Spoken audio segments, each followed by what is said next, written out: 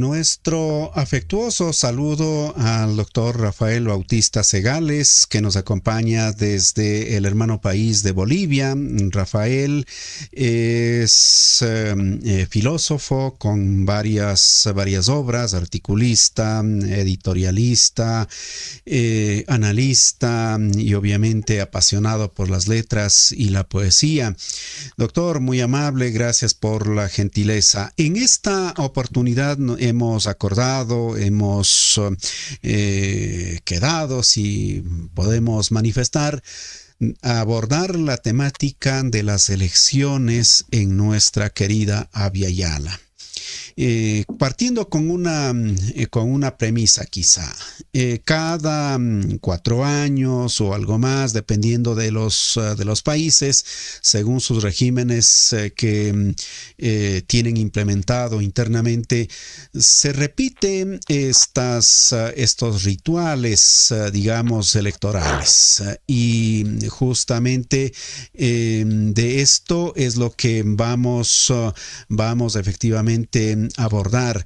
Doctor, bienvenido, muy amable por acompañarnos.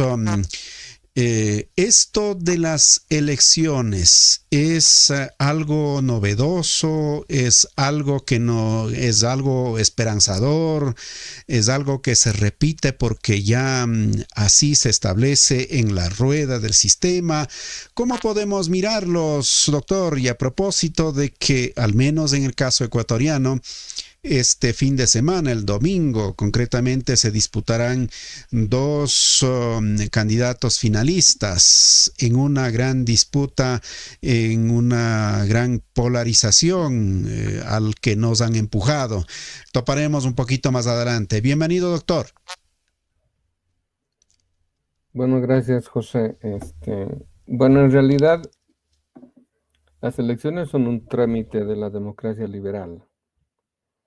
Es un protocolo que establecen básicamente el formato y la estructura de una democracia formal que solo se atiene, como bien se lo dicen, las formas de representatividad que adquiere esta idea de que el poder delegado es el que en última instancia decide las cuestiones decisivas de un país. Pero esto no quiere decir ni tampoco tiene que ver con lo que, por ejemplo, acuñan los zapatistas en el sentido de una democracia radical, en esta frase que dice, no queremos políticos que manden mandando, sino que manden obedeciendo. Y ahí se encuentra básicamente la distinción entre lo que es una democracia de carácter formal y una democracia radical.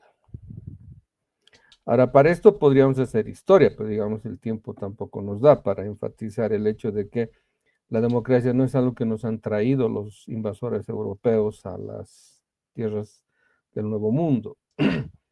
Es más, se puede detallar una variada experiencia que la describen los cronistas como formas políticas avanzadas de convivencia de las naciones indígenas, que por ejemplo en el norte de América, en la famosa confederación de los Haudenosaunee, los famosos pueblos iroqueses, sirvieron de inspiración para que después Estados Unidos adquiera esa forma de confederación, que después va a ser lo que conocemos actualmente como federalismo.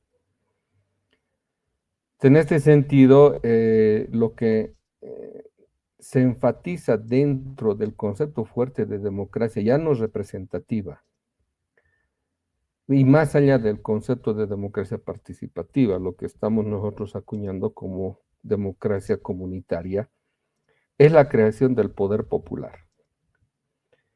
Y esto tiene muy poco que ver con ese tipo de democracia formal liberal que básicamente es o forma parte de la mitología democrática gringa, que la han impuesto, sobre todo en la Comisión Trilateral, los 70s, bajo la idea de control de los poderes y sobre todo de el control de los gobernantes, y que tiene en el ámbito parlamentario el nicho en el cual se reproducen las lógicas de los lobbies, que es básicamente lo que se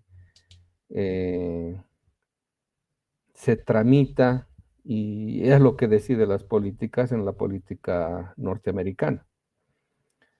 Entonces, los eventos electorales siempre han consistido en congregar al pueblo para legitimar un proceso formal y después olvidarse de él, para que una vez depositado el voto, este sirva como carta blanca para que los que se hacen con el poder desconozcan el poder originario de la soberanía política, que es el pueblo en última instancia, que es el sujeto de la política. Una política pensada sin sujeto es precisamente esa política formal liberal que es la que es avalada como democrática por la mitología gringa, ¿no? Esa mitología de los derechos humanos, de la libertad de expresión, de la democracia, etcétera, que en realidad son trampas conceptuales que utilizan o ha utilizado muy bien el imperio y que constituye uno de los soportes de lo que se llama el soft power para hacer permanente la condición colonial y dependiente de nuestros estados. Controlarnos de tal modo de que nuestros estados básicamente se constituyan en entes obedientes y solo sirvan de mediadores del saqueo de nuestras riquezas, y que sean los que proceden a hacer la transferencia de riqueza de los países pobres hacia los centros imperiales, hacia el centro del mundo.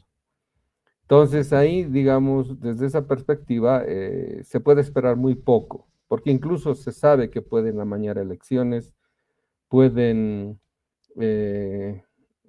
lo que han hecho últimamente, ¿no? Lo que han hecho en Bolivia el 2019, lo que han pretendido hacer en Venezuela. Es decir, pueden incluso boicotear las elecciones, generar injerencias hasta cibernéticas dentro de los softwares que utilizan los institutos electorales en nuestros países. Y mediáticamente también pueden hacer que la balanza de la preferencia social o nacional vaya a determinados candidatos bajo la primacía que tiene los medios de comunicación en las afinidades que despiertan en la población los candidatos que se adecúan al marketing político, que es básicamente lo que se vende como imagen para que la gente después avale y legitime ese tipo de presencias en los gobiernos que tenemos en nuestra región, sobre todo. Bueno, eso podría acotar en el tema que me sugiere usted. Importante, doctor, esta entrada para ubicar cuál es el recorrido, cuál es el escenario, cuáles son los principales elementos que aparecen en la palestra, al menos, y tener claro qué es lo que hay detrás de cada uno de estos juegos denominados democráticos. Doctor, hay un tema que es recurrente. Es una palabrita o es un concepto utilizado por más de uno y a la final desde ahí construyen una serie de discursos, se justifican, en fin. Me refiero al tema de la democracia. Dicen, bueno, pues mientras más partidos haya, más candidatos haya, más participantes haya, efectivamente es un régimen muy democrático, dicen, como que nos quieren hacer tener envidia de su democracia. ¿Qué tan cierto es? ¿Cuántas democracias además existen, doctor? No, esa es una falsa diversidad. Esa es una diversidad sin sentido. Imagínense los peruanos, alguna vez escuchábamos, se jactaban de tener la mayor representatividad en su parlamento. Pero eso no quiere decir mayor democracia, más bien imposibilidad de ejercer gobernabilidad, porque los parlamentos en nuestros países son los mayores nichos de corrupción que existen, porque están básicamente cercados por intereses que lo manejan los lobbies y que tienen el poder, porque tienen poder económico de comprar conciencias, comprar afinidades, e incluso que desde el Parlamento, como por ejemplo ha pasado en Perú, ha pasado en Bolivia, en todos lados, pueden incluso hacer inviable una gestión gubernamental. Además, ¿quién es el promotor de esto? Es Estados Unidos. Ahora, en Estados Unidos hay diversidad de partidos, ¿no? Solamente hay dos. El bipartidismo norteamericano entre republicanos y demócratas nos muestra que ese es un cuento que nos hacen creer a los demás, pero ellos tampoco son fieles a aquel libreto.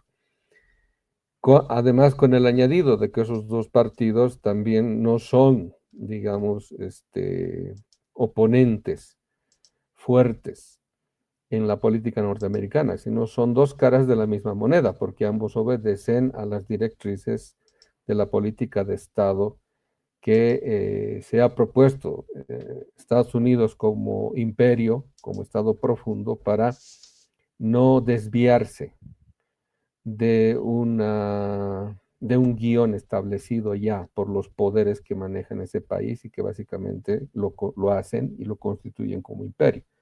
Entonces, ese tipo de cosas está bien para las telenovelas, pero para un análisis serio de la realidad nacional no sirve como elemento de análisis.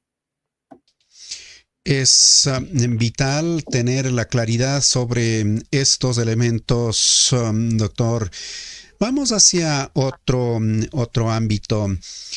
¿Qué es lo que ha ocurrido quizá me permito solicitarle de manera especial una suerte de un recorrido muy apretado de lo que ha pasado con las elecciones en nuestra querida Via Yala?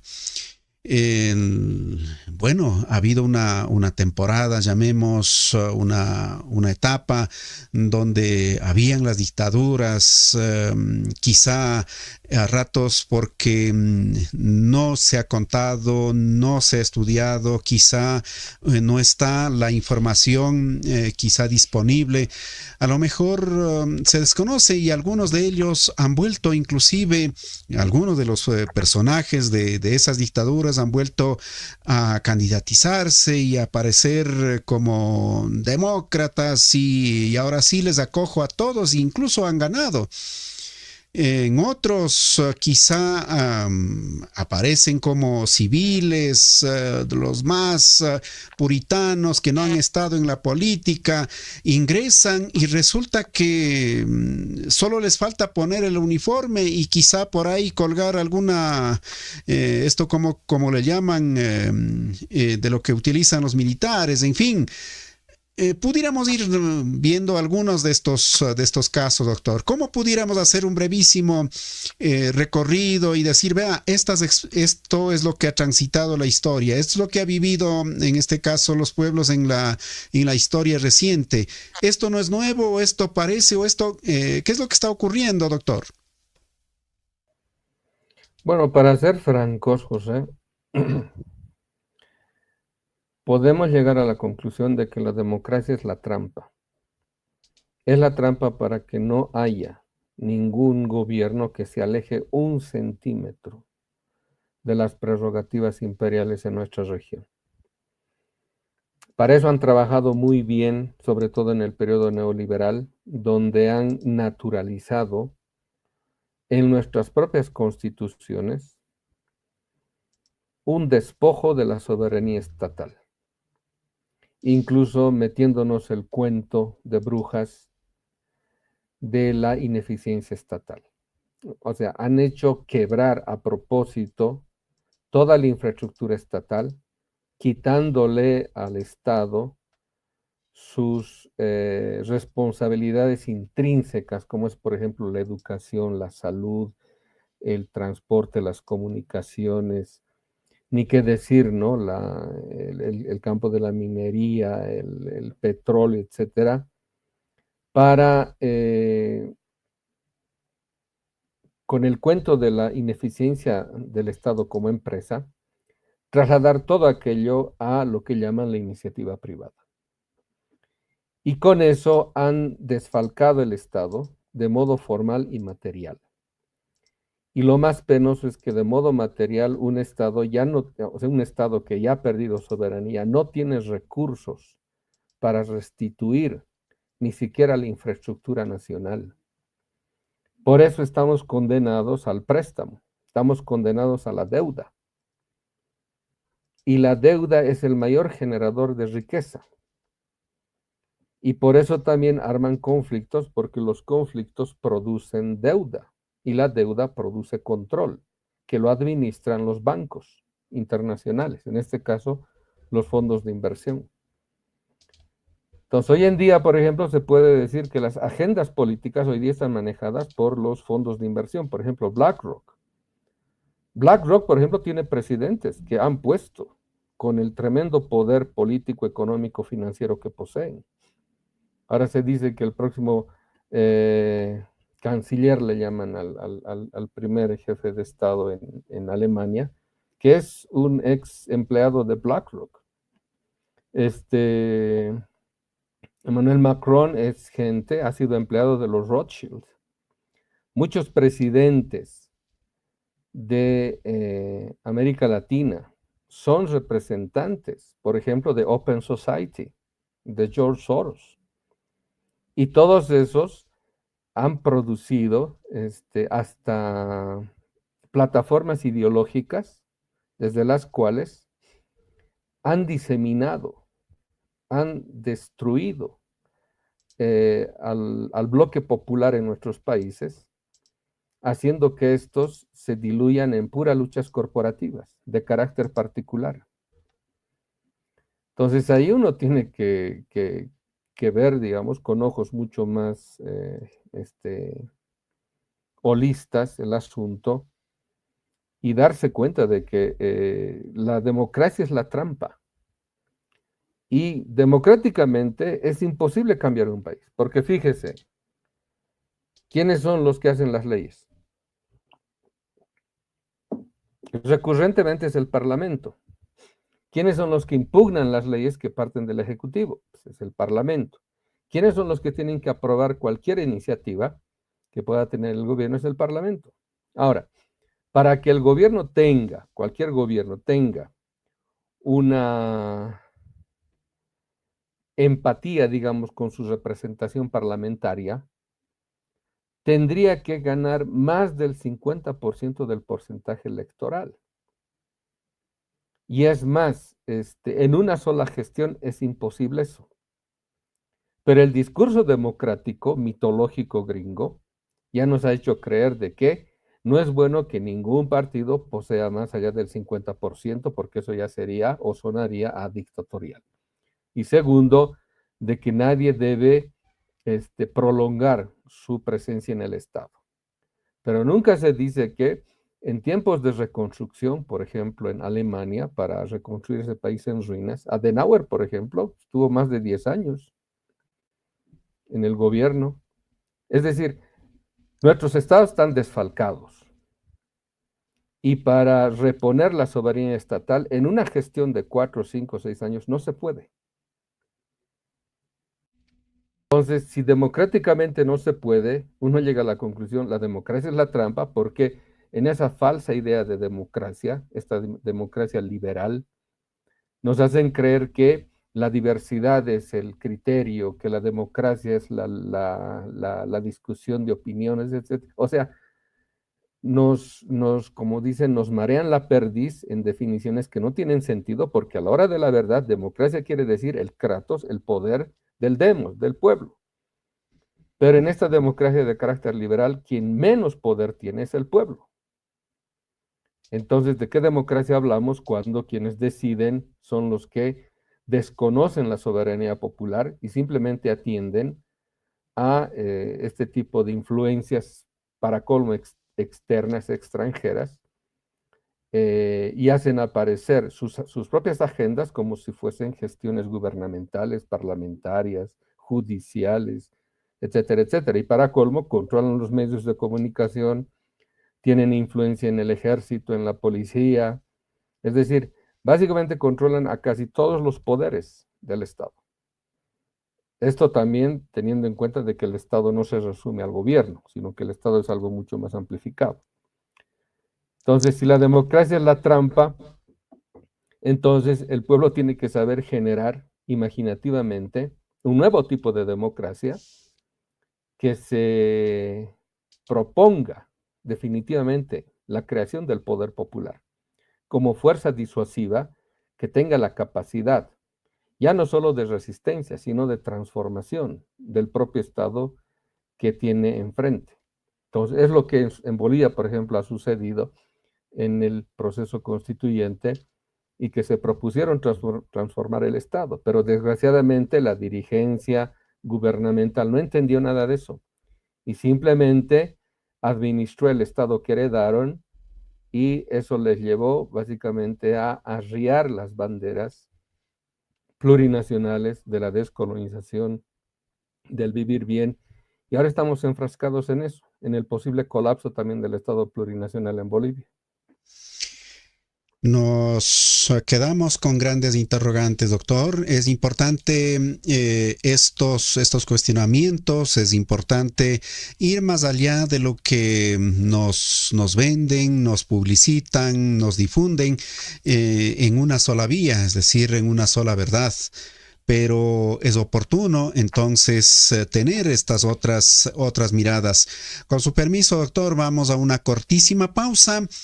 Y por supuesto hay algunas inquietudes de nuestros amigos que están en varias plataformas interactuando. Procuraremos al menos parte de ellas poner a su alcance, doctor. Vamos a una brevísima pausa. Amigo, amiga, usted está en Rixinacuy TV Internacional. Nuestro invitado, el doctor Rafael Segales, desde Bolivia, nos acompaña. Como digo, luego de esta brevísima pausa, volvemos nuevamente con él.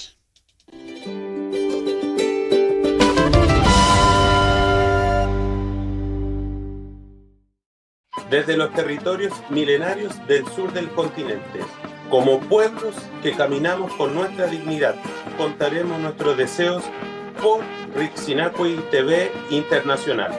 Amulepe Tainhuaychal. Nos sumamos a ser un portavoz de la realidad que surge día a día.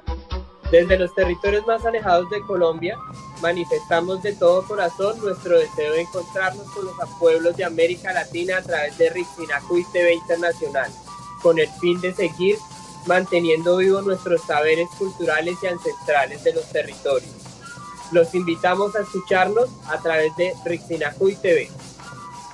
Rixinacuy TV Internacional.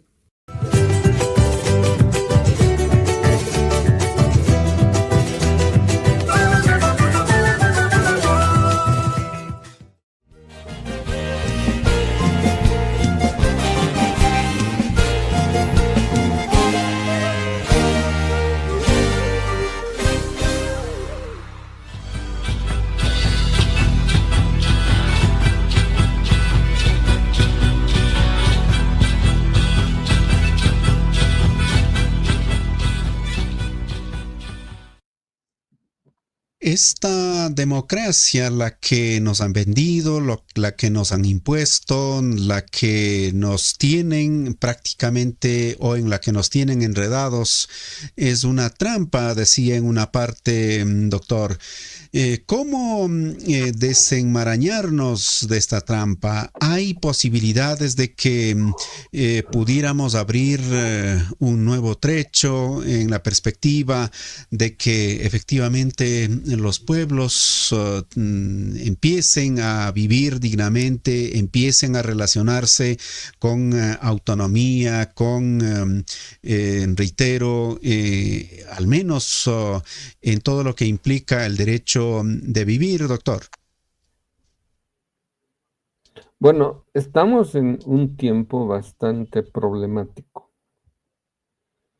Incluso muchos de nosotros nos animamos a decir, o sea, quienes hacemos la crítica a la modernidad, en mi caso como la ascensión ontológica de Occidente en cuanto a modernidad, en cuanto proyecto de dominación exponencial.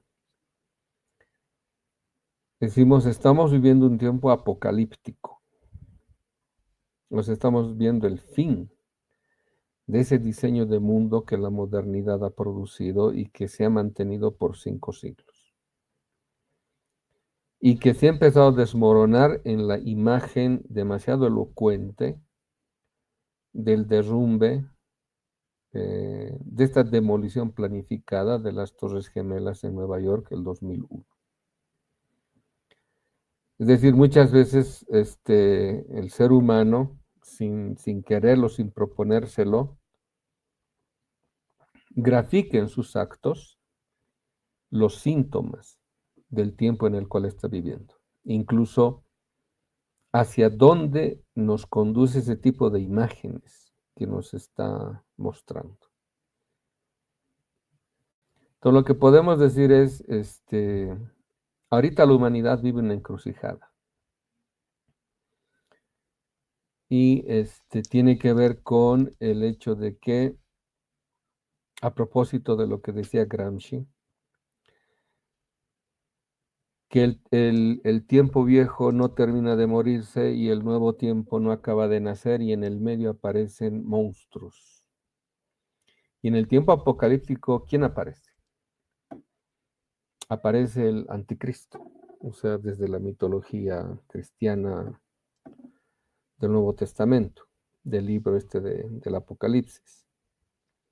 Ahora, estamos viviendo y estamos presenciando el derrumbe, no solamente institucional objetivo de la realidad que ha producido el mundo moderno. Estamos viendo en el derrumbe de su sistema de valores, de su sistema de creencias, de su horizonte de expectativas. Estamos viendo derrumbarse sus mitos. Entonces, para ello, para reponerlos, este fenómeno imperial tiene que hacer uso de todos sus recursos, desde los militares hasta los políticos, desde los económicos hasta los financieros, pero también desde sus mitologías hasta sus cosmovisiones, hasta su cosmovisión.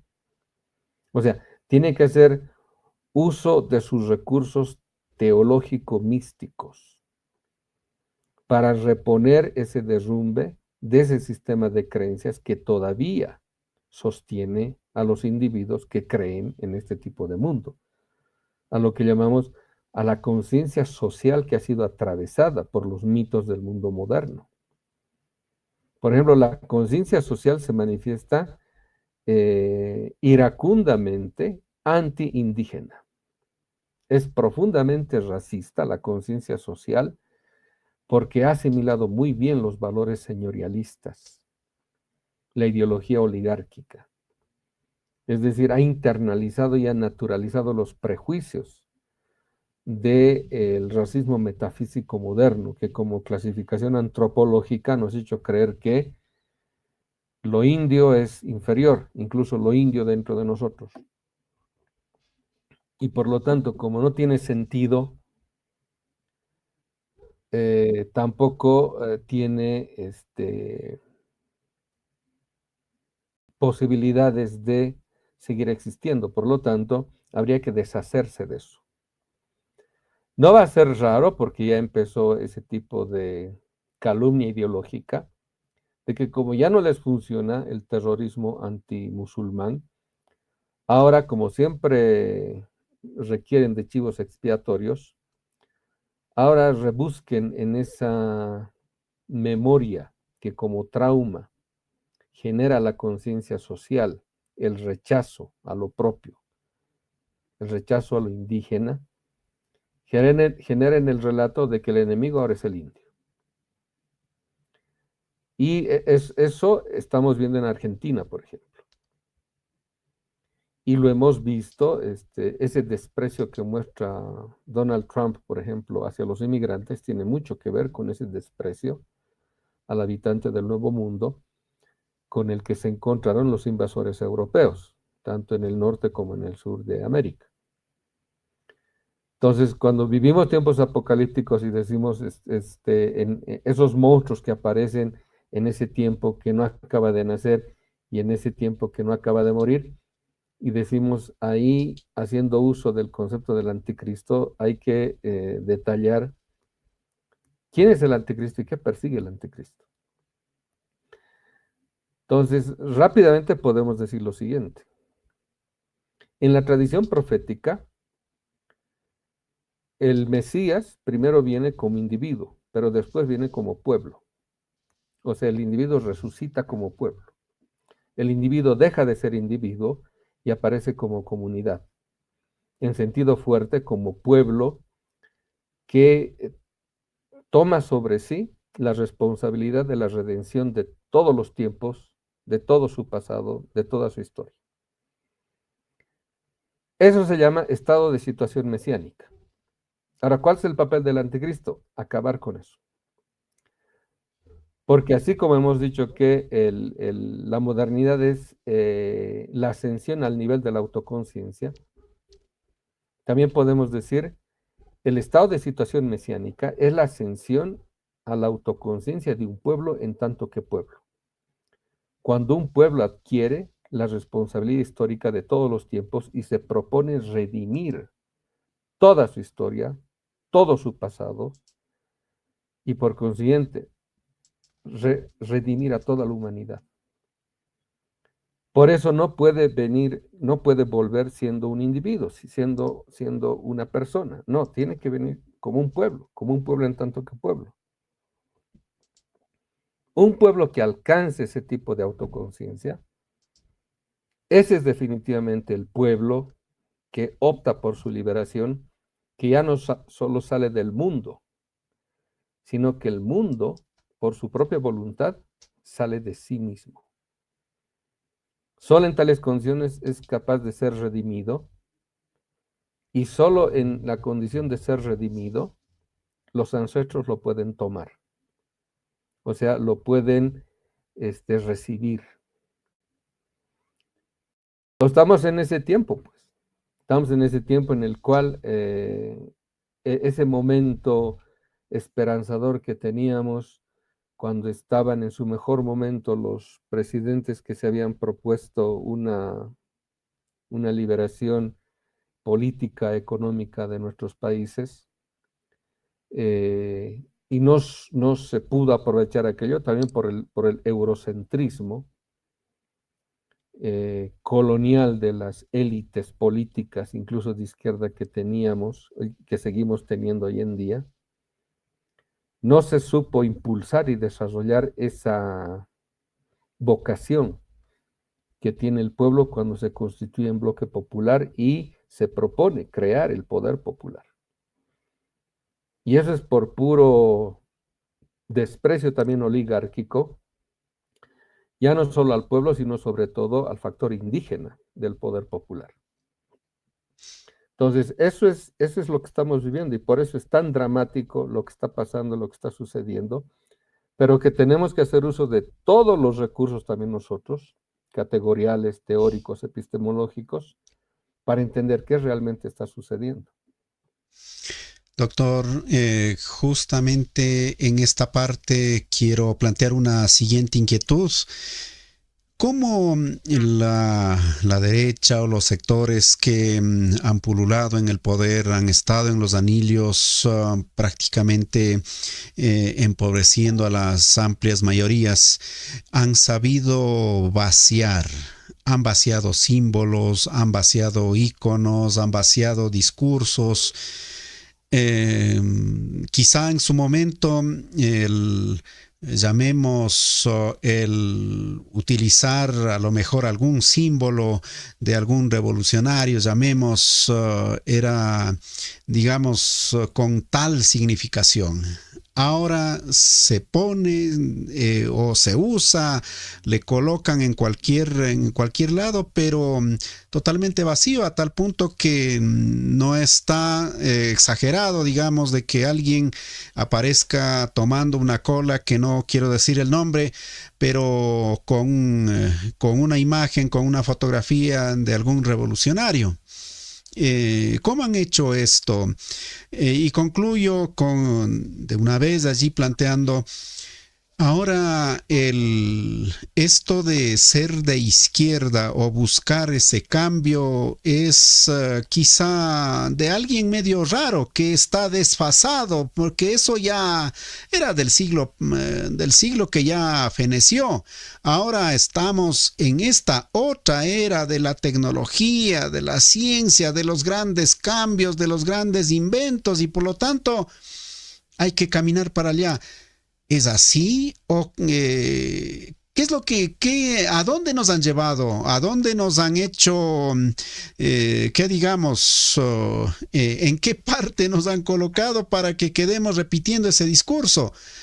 No hay, que digamos, a más de uno, con seguridad, así como lo hicieron en Argentina, aplaudieron a Milei, lo vieron, digamos, que es El Salvador, y ahora que echa por los suelos todas las conquistas sociales. No sé si estén un poco reflexionando de que cometieron un error, o a lo mejor estén convencidos de que por ahí mismo era la salvación, aunque no tenga nada en la barriguita para saciar su hambre. ¿Qué es lo que nos han hecho, doctor? Bueno, también hay que ser autocríticos y señalar que la izquierda también ha promovido ese rechazo incluso dentro del pueblo. Porque las oportunidades que ha tenido la izquierda de ser poder, lo único que ha demostrado es que es demasiado obediente la izquierda a las reglas establecidas. La derecha, por ejemplo, se burla de las reglas establecidas porque sabe que esas reglas le obedecen. Es como el policía que se enfrenta a un rico. O sea, para el rico el policía es su sirviente. Pero ese policía frente a un pobre es cosa distinta. Entonces ahí uno ve también que la cuestión es subjetiva en el sentido de que mi lugar en el mundo lo establezco, pues yo. La izquierda es buena para resistir, pero cuando tiene la oportunidad de ser poder, siempre se aplaza.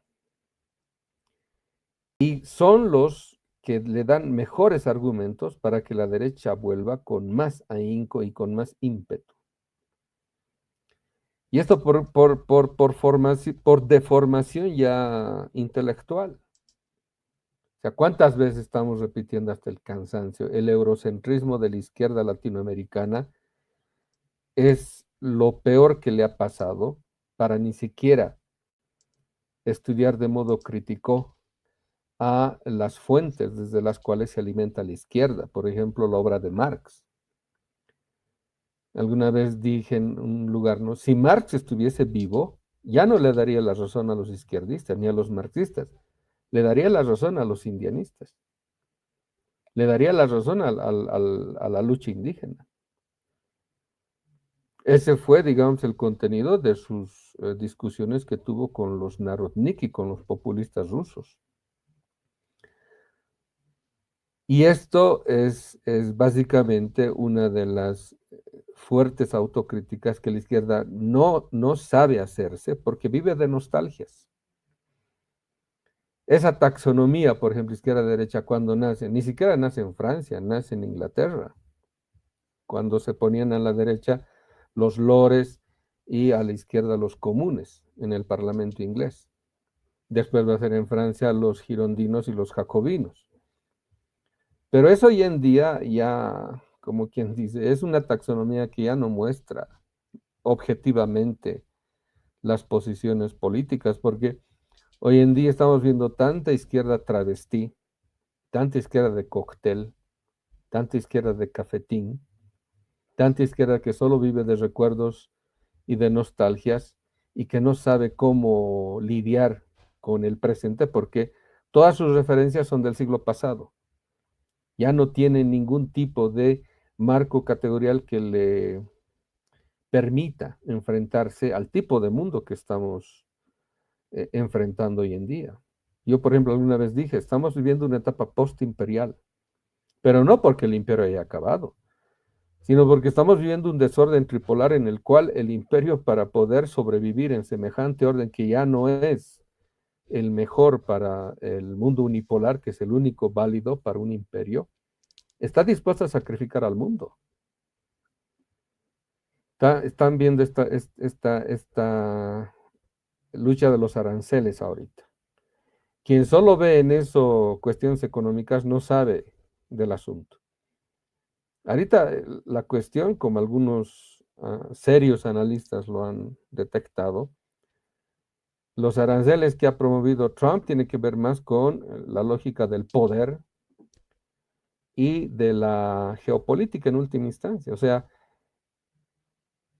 lo que Estados Unidos ahorita necesita para remediar su tremenda deuda que posee es tener un gran poder de negociación para que esa deuda no solamente ya no sea impagable, sino que ni siquiera la paguen ahora ellos, sino que sigan haciendo lo posible, incluso cuando ya sea, como quien dice, y ya se ha descompuesto este diseño geopolítico centro-periferia, cuando era fácil, ¿no? Transferir unilateralmente la riqueza de los pobres del planeta hacia el imperio. Hoy en día está más difícil aquello, pero aún así es lo que quiere reponer. Y para eso necesita tener cartas de negociación, poder de negociador frente a las nuevas potencias emergentes que pretenden un mundo más democrático, pues un mundo compartido en última instancia. Pero al imperio no le conviene eso, entonces está jugando sus cartas, todos señalan, ¿no? En eso estamos todos de acuerdo, en que Trump es un jugador nato y sabe jugar y juega muy bien. Por eso no es un loco o un demente. Además que en inglés la palabra mad, que es loco, en realidad es un acrónimo, que quiere decir Mutual Assured Destruction, o sea, destrucción mutua asegurada. O sea, cualquiera que opte por eso, básicamente está diciendo, si el mundo no es para mí, que no sea para nadie. Entonces, eso es lo que está pasando y eso es lo que nos permite ver que hoy en día a nivel global, usted va a ir a Europa y los izquierdistas son globalistas, o sea, quieren un gobierno mundial donde los mandamases sean los poderes financieros, que son básicamente los que tienen el control incluso de los gobiernos, de las agendas, de las instituciones, de los medios de comunicación, etcétera. O sea, han cedido sus banderas de lucha, pero han mantenido su condición de izquierda formal o izquierda de careta, simplemente para aparentar estar con el pueblo. Este tipo de taxonomías ya no están funcionando. Entonces, desde nuestra propia historia y cultura tenemos que ir buscando también referencias mucho más propositivas dentro del campo popular y del campo indígena para ir también generando otro tipo de posicionamientos para también hacer posible de que la izquierda también tome en cuenta o se ponga la tarea de redefinirse a sí misma, porque si no, también va a estar, como quien dice, en una situación anacrónica, en un mundo que ya no comprende, que ya no entiende. Entonces, en esa situación, decir que uno es de izquierda es decir muy poco ya hoy en día. Gracias, doctor, por estos elementos. Vamos a una última y brevísima pausa para retornar quizá con algunas reflexiones finales. Doctor, con su permiso, nos vamos a esta pausa.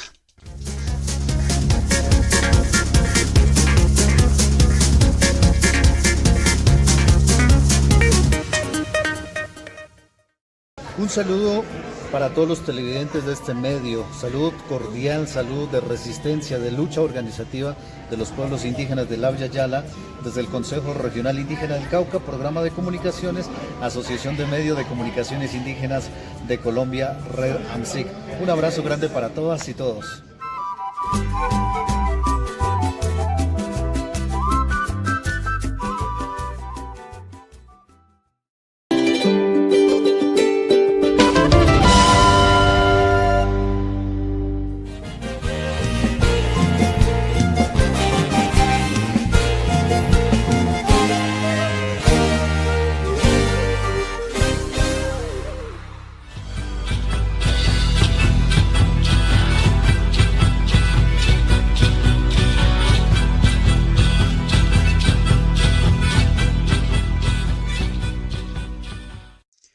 Seguimos con nuestro invitado, a ver si doctor nos ayuda prendiendo su cámara, que lo tenemos apagado al parecer.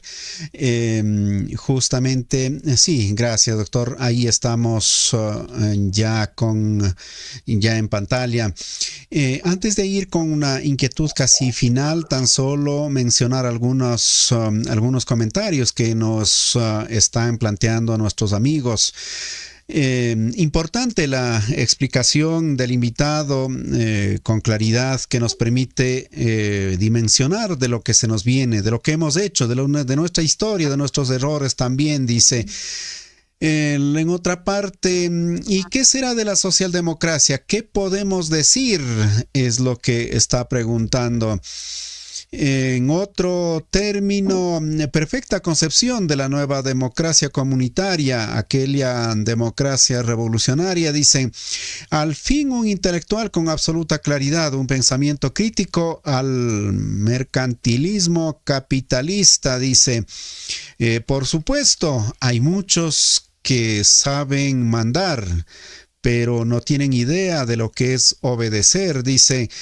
Estados coloniales, uninacionales, esto es lo que sigue persistiendo y no quiere dar paso hacia la decisión de los pueblos, dicen. Democracia formal, o sea, democracia burguesa, liberal, amputada, mezquina, esto es lo que vivimos y los resultados están a la vista. El neoliberalismo y la profundización del régimen capitalista privado, esto es lo que está carcomiendo, también es lo que manifiestan.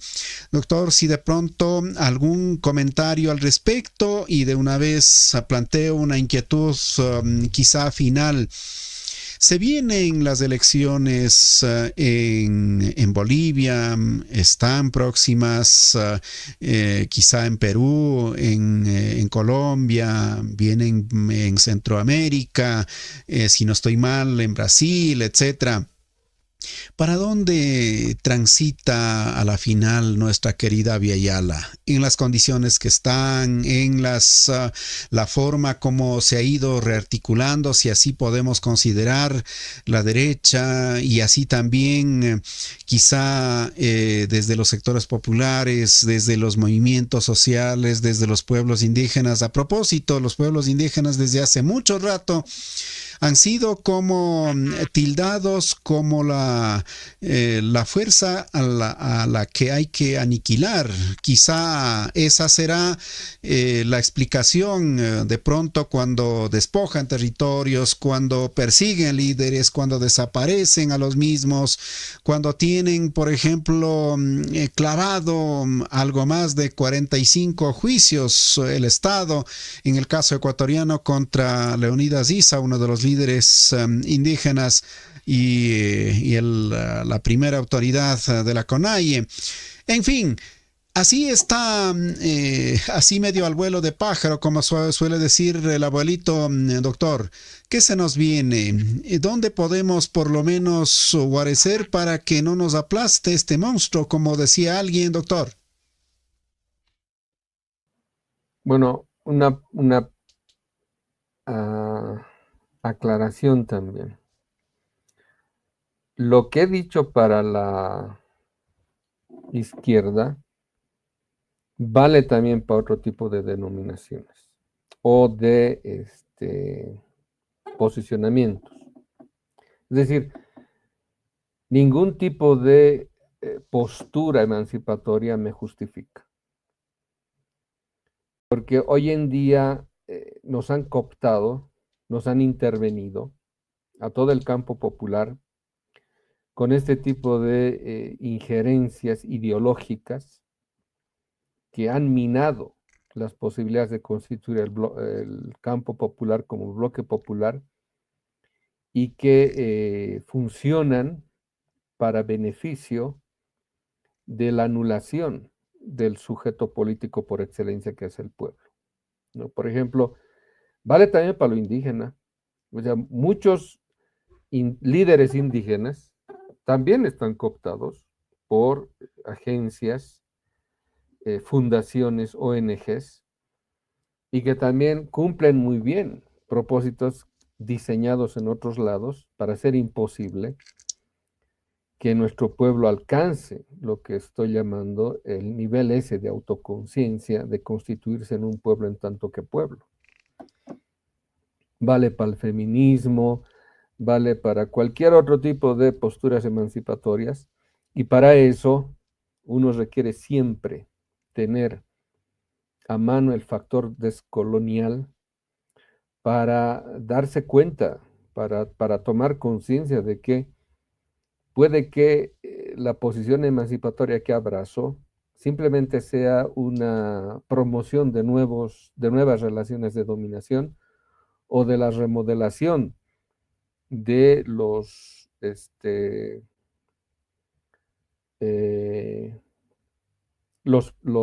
las relaciones de dominación ya existentes, o su renovación, digamos.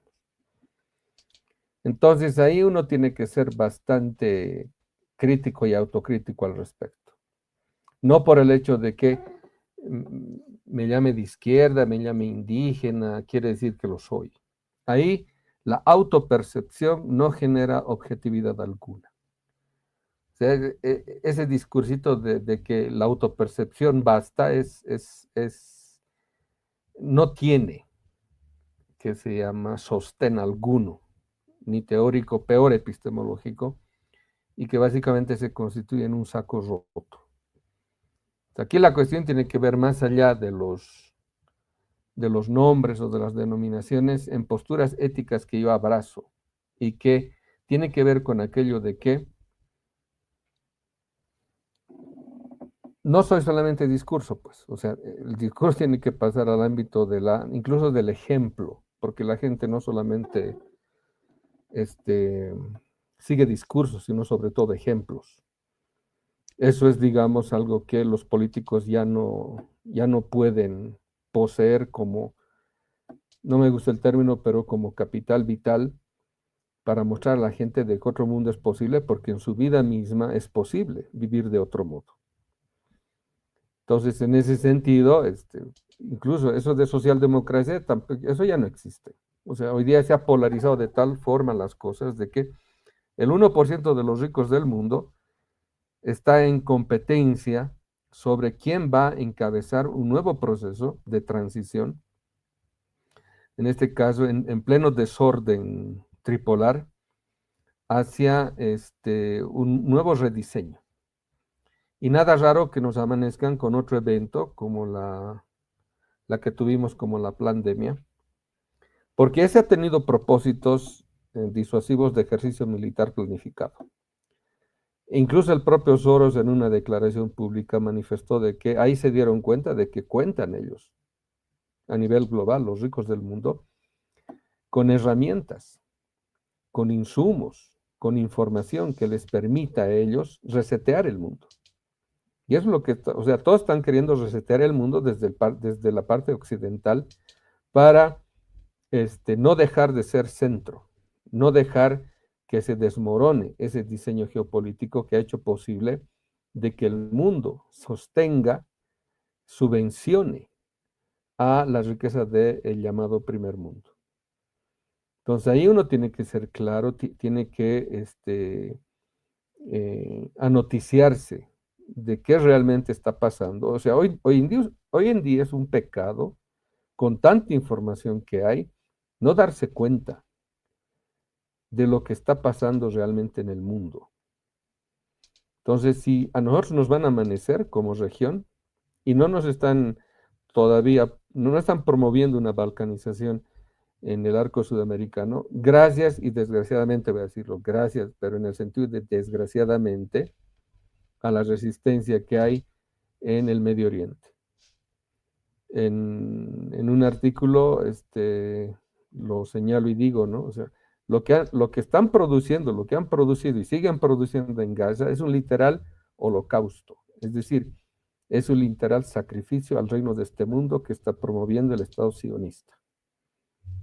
Entonces, si nos movemos en esos términos, uno tiene que tener en cuenta de que también hay que saber nutrirse del lenguaje y de la perspectiva teológica y hasta mística para entender que el capital también es un espíritu antiespiritual que está vaciando de nosotros la poca humanidad que nos queda. Porque si se viene una conflagración, ya no estoy hablando de una guerra nuclear, sino una conflagración tipo ejercicio sanitario en el cual nosotros mismos tengamos que condenar a los enfermos por miedo al contagio, nosotros mismos vamos a legitimar el asesinato de un porcentaje bastante numeroso de población mundial. Nosotros mismos vamos a legitimar la eliminación de indeseables que van a ser señalizados como el nuevo enemigo.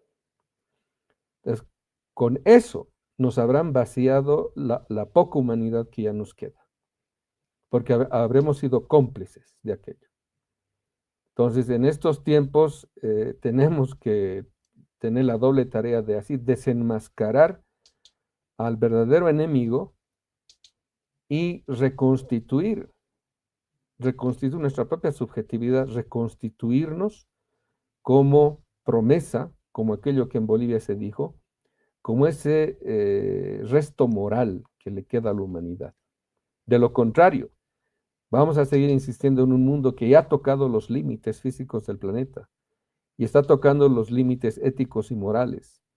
Y cuando se derrumba todo eso, ya es imposible reconstruir un mundo, porque un mundo no se reconstruye solamente con ladrillos, cemento, hormigón, no, se reconstruye a partir de principios de valores éticos, morales que promuevan convivialidad. Y si no logramos hacer eso, entonces habremos fracasado como humanidad. Doctor Rafael Bautista Segales, muchísimas gracias por estas reflexiones, por este llamado a la crítica y a la autocrítica, por la explicación clara, digamos, del tiempo en el que estamos, de la responsabilidad que nos corresponde y esa necesidad urgente de identificar quiénes son los que nos están llevando efectivamente a ese límite, porque en estos tiempos prácticamente nos hemos vuelto a, podríamos decir, a una confrontación quizá de vecino a vecino, al interior de la familia, cuando a la final son otros, ese 1% de los más ricos del mundo, como usted ha mencionado, son los que están pisando a todos, por último. Doctor, muy amable, le molestaremos en una siguiente y ojalá pronta oportunidad. Gracias enormes. Gracias a ustedes.